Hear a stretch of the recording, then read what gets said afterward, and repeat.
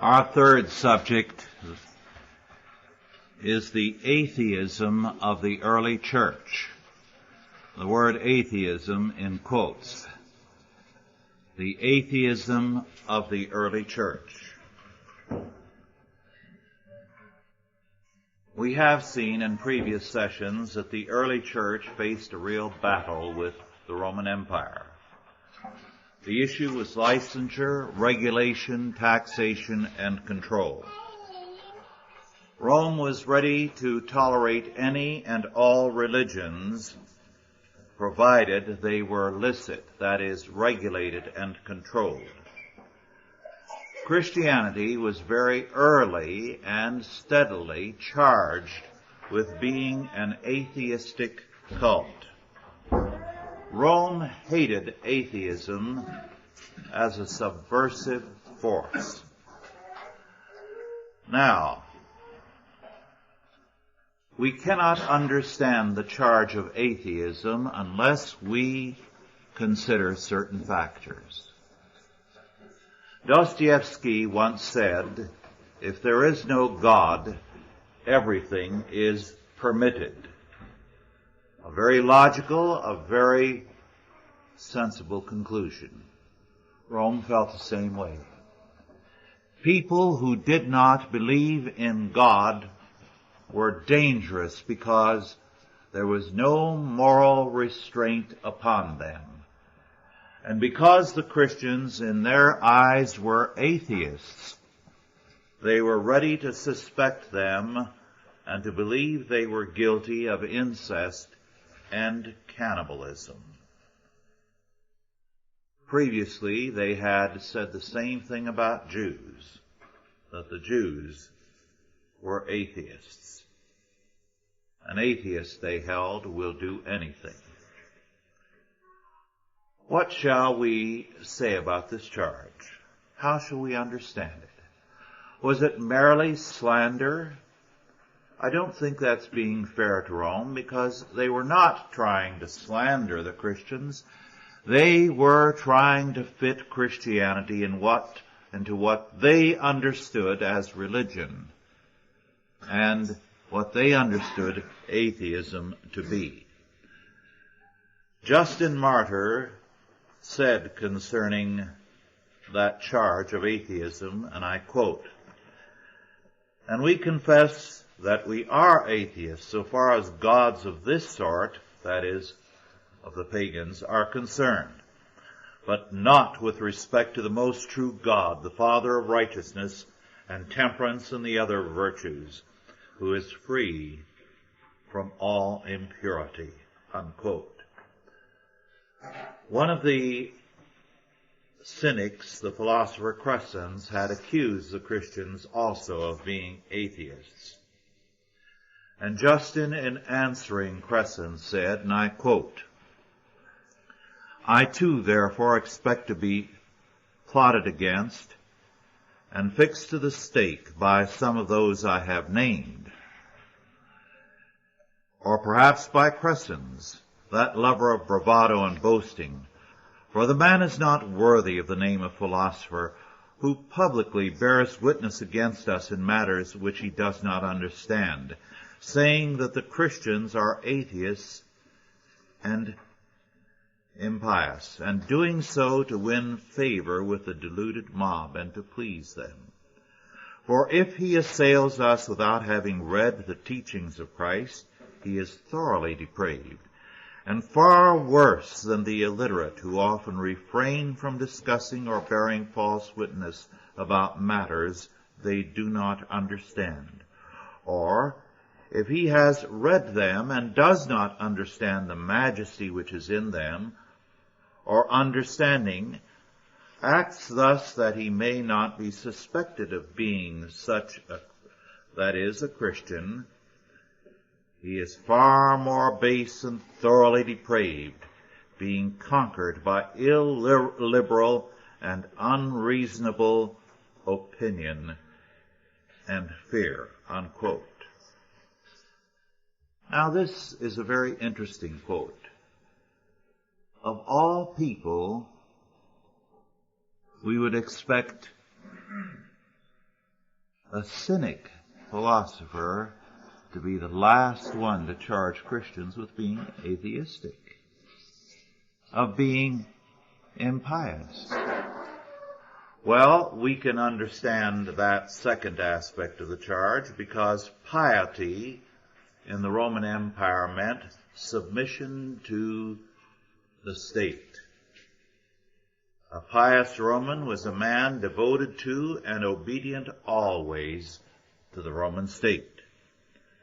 Christians felt that theirs was a true and a higher piety, but to the Romans they lacked piety, and the Greeks felt the same way about the Christians.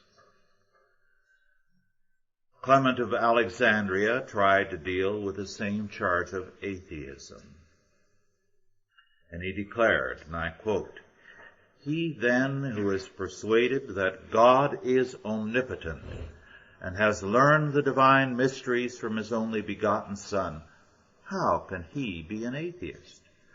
For he is an atheist who thinks that God does not exist, and he is superstitious who dreads the demons, who deifies all things, both wood and stone, and reduces to bondage spirit, and man who possesses the life of reason."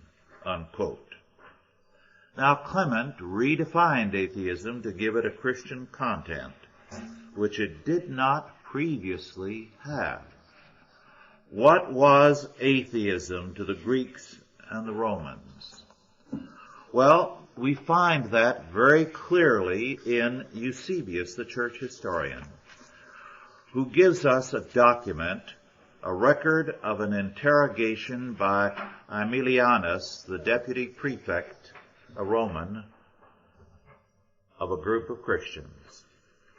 One of the Christians, Dionysius, reported the matter in a letter to Hermanon, and we have therefore an eyewitness record of the interrogation shortly after it occurred.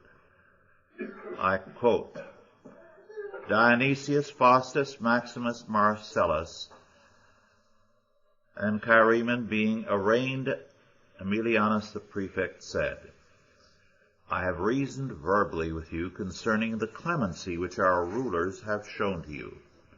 For they have given you the opportunity to save yourselves, if you will turn to that which is according to nature and worship the gods that preserve the empire, and forget those that are contrary to nature. What then do you say to this?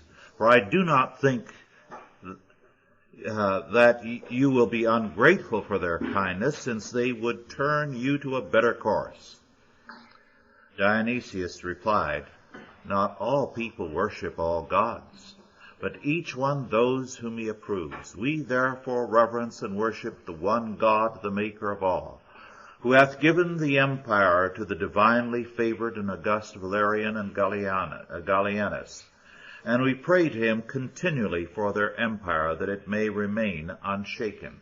Aemilianus the prefect said to them, "But who forbids you to worship him, if he is a god, together with those who are gods by nature?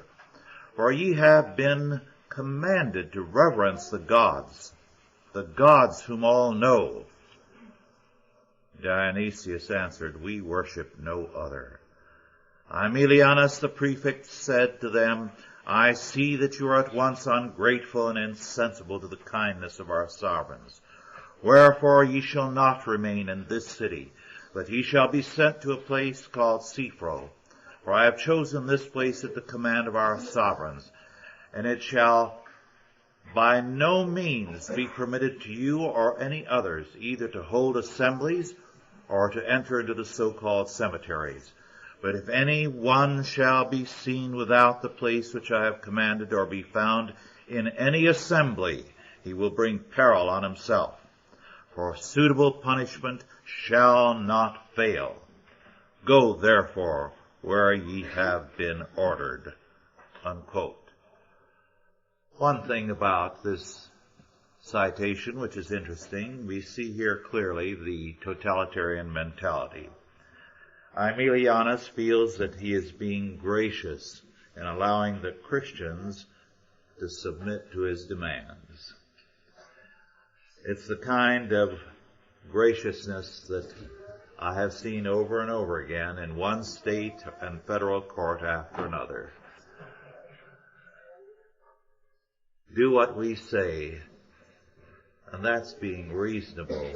And we're so gracious that we give you an opportunity to obey us. But more important, Aemilianus tells these Christians what atheism meant to Rome. It was the refusal to worship the gods of nature, that is, natural forces. His point was that the Christian idea of God was contrary to nature. And it is here that we come to the focal point.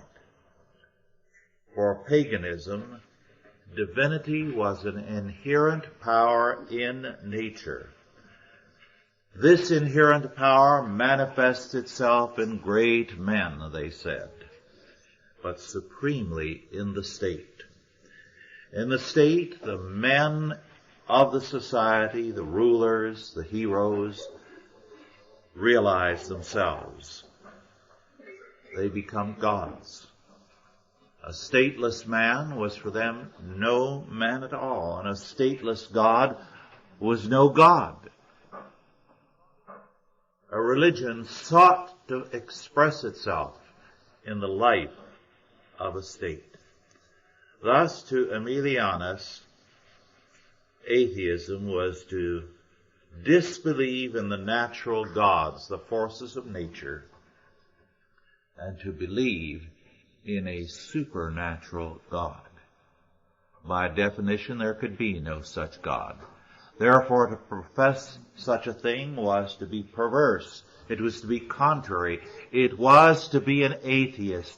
You denied the power of the God in nature, the inherent force in nature.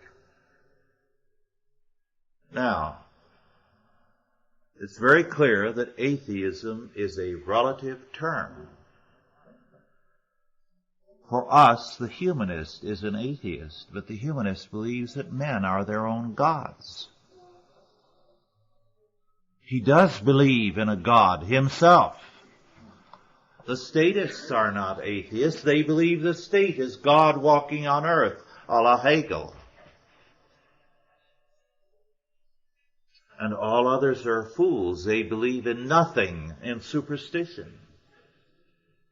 This was the attitude of the Romans.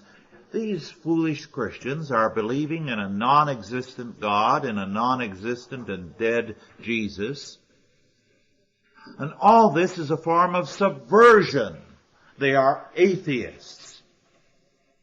And all that they profess is a disguise, a mask for their atheism.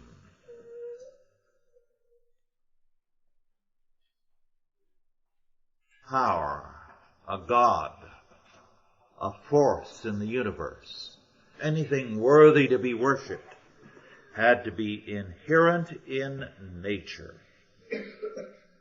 Thus, Rome saw Christianity as an enemy to all it stood for.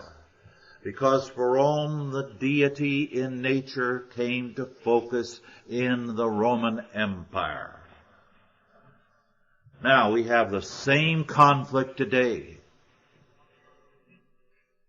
John Dewey, in his book of Common Faith, opposed totally Christianity as illegitimate, not permissible in a democracy. Why? Because it did not believe in the people. It did not believe in anything that was democratic. It believed in a heaven and a hell, very anti-democratic, and right and wrong, and passing and failing, and the sheep and the goats, God and the devil, totally anti-democratic. And so he said, the two are not compatible.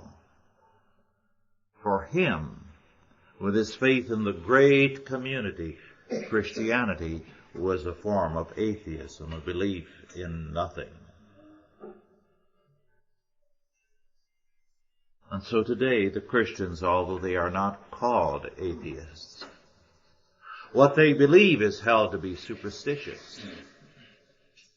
In the creationist trial in Louisiana, the issue raised by the scientists was that these people believe in myths, in superstition.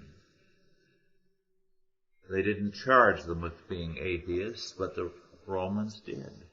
They said they believe in superstitions, in myths, in nothingness. They are atheists. For them, then, the authority of the state is the ultimate and the natural order. It is God walking on earth. And for modern man, the same is true. Justin Martyr and Clement of Alexandria and others like them charged Cressens and other doubters with not knowing the Bible. But some of them did. It only confirmed their belief in the atheism of the Christians. Because they said, that's not a faith, that's a superstition. They're believing in nothing. For them, the only moral force tenable for man was fear of the state. Their attitude was, if you believe in Rome, then you believe in the power of Rome to enforce morality, and the fear of the state will bring law and order among men. But if you believe in a God who is supposedly out there in the heavens, you're an atheist. You're not believing in anything. And what's to keep people then believing in a distant God who doesn't have a police force around from cannibalism and atheism? And so it was, they said, the Christians are atheists, they believe in nothing, therefore they must be practicing incest and cannibalism. It makes sense, doesn't it? If you don't believe in the power of the state, if you're against the policeman on the corner, it's because you want to do everything that an evil imagination can think of. They held that no remote, unnatural, supernatural God could restrain man. To deny the natural order and the state as God was for them atheism. The battle is the same today. The language of the enemy is not always as honest as it was in the days of Rome. But for Caesar today as then, the Christian is the enemy of public order, and therefore war is waged against him. Are there any questions now about any of these three lessons this evening? Yes, John.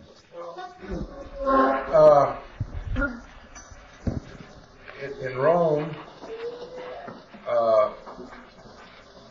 I'm trying to work out here the thing that I think this is an example of it. And I'm just when Van Til talks about man becoming progressively epistemologically self-conscious, it seems to me like that the difference between ancient Rome and modern America in terms of humanism and the Roman Empire is that it seems to me as if that's being established in that historical, what Van Til is saying is being established in that historical process. The only difference is in ancient Rome, they credited the gods with certain powers, and then through the state, but now they've eliminated the gods, and now it's just the state.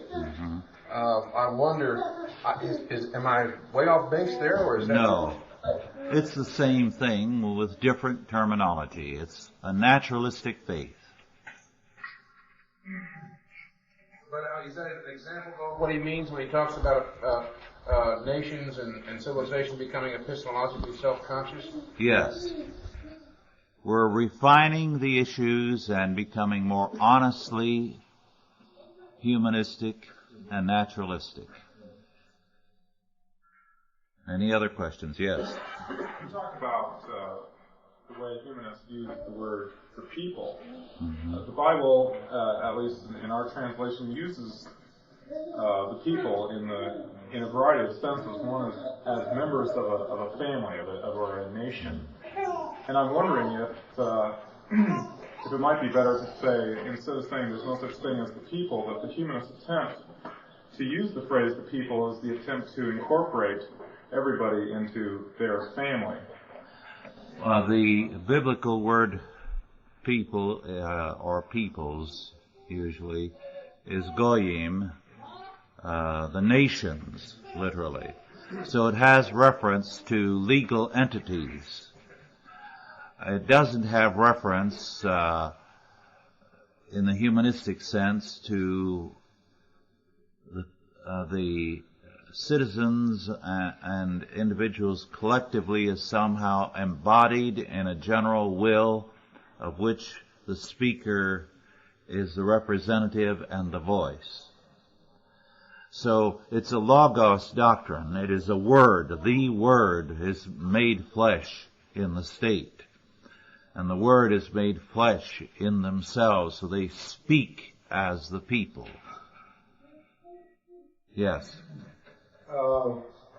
Again, on this people, the communists claim to be speaking for the people. They want power to the people. Yes. But then they define the people as the members of the Communist Party. Yes. So maybe the humanists have a different definition of people than what we think of. Well, for the Marxists, the dictatorship of the proletariat is the infallible voice of the people.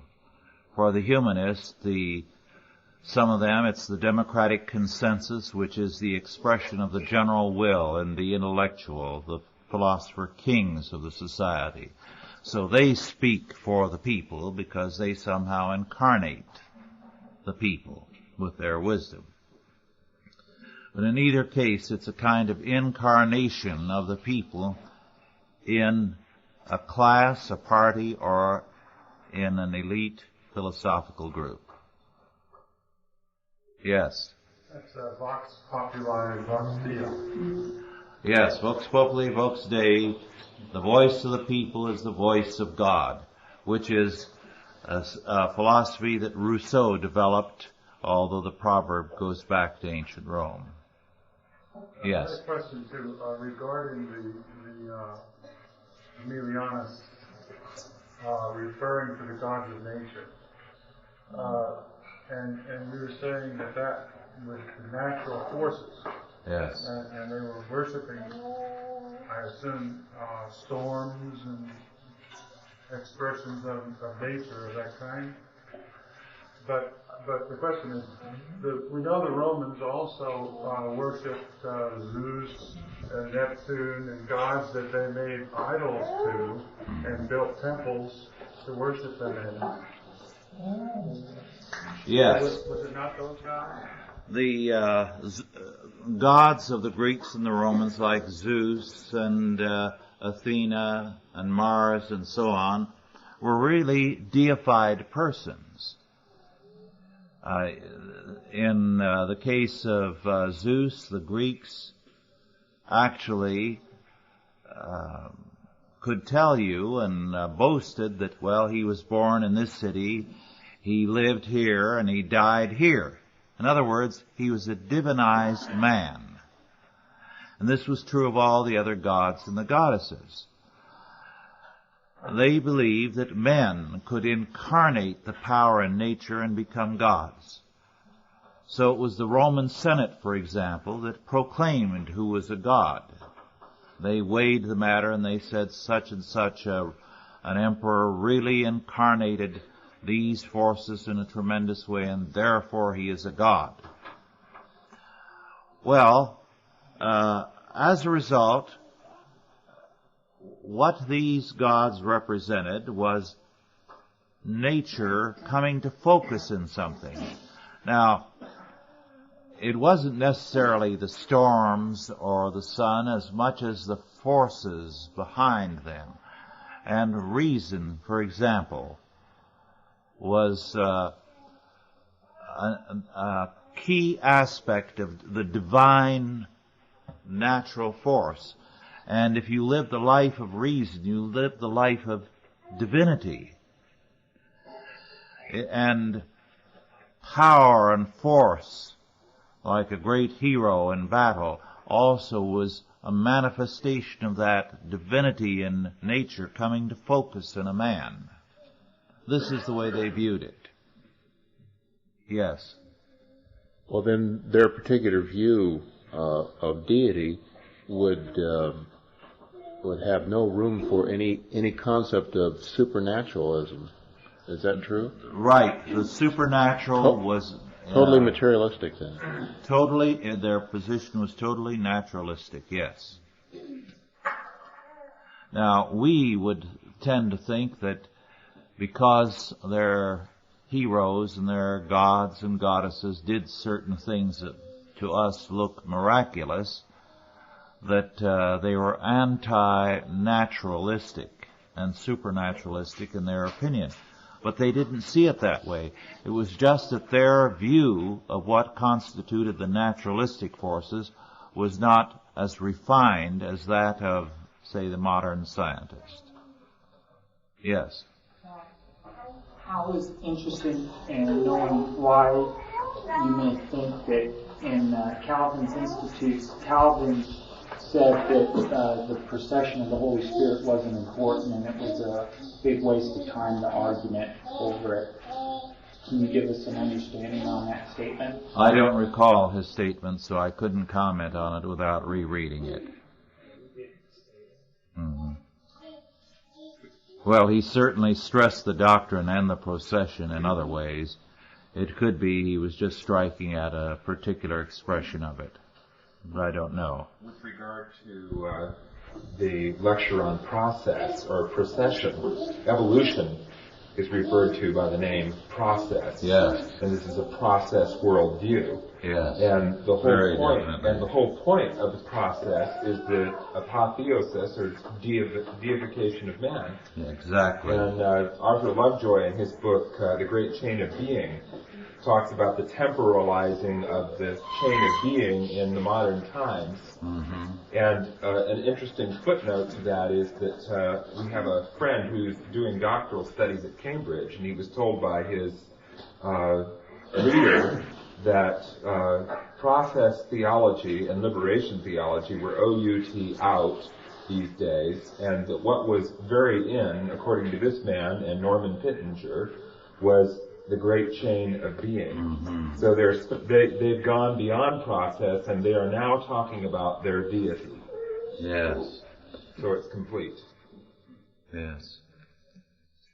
What is the theology behind the procession where you find a joggathon of 1,000 people in San Francisco going from one side of the bay to the other?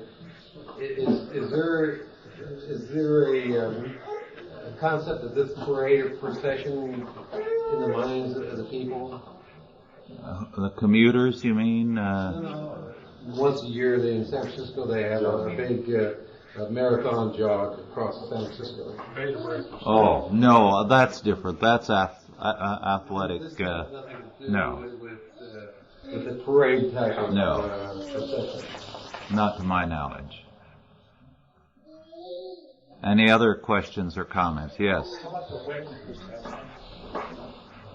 Well, the wedding procession is a church processional because it's a processional to the altar or the pulpit or the front of the church to seek the blessing of God upon a relationship.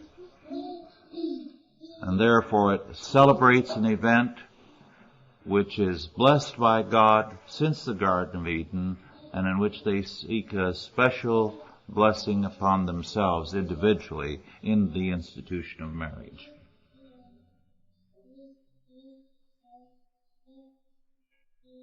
Any other questions or comments? Well, if not, let us bow our heads in prayer. Our Lord and our God, we give thanks unto Thee that as we face the powers of darkness, of humanistic statism and unbelief, we have the blessed assurance that ours is the victory in Jesus Christ. We thank Thee for the procession of power from Thee and from the Son unto us by the Holy Spirit, whereby we are made more than conquerors, are given the blessed assurance that Thou wilt never leave us nor forsake us, so that we may boldly say, I shall not fear what man may do unto me. Make us victorious in the days ahead, and make us effectual in Thy kingdom. Now, Lord, give us traveling mercies on our homeward way, a blessed night's rest, and joy always in Thy service. In Jesus' name, amen.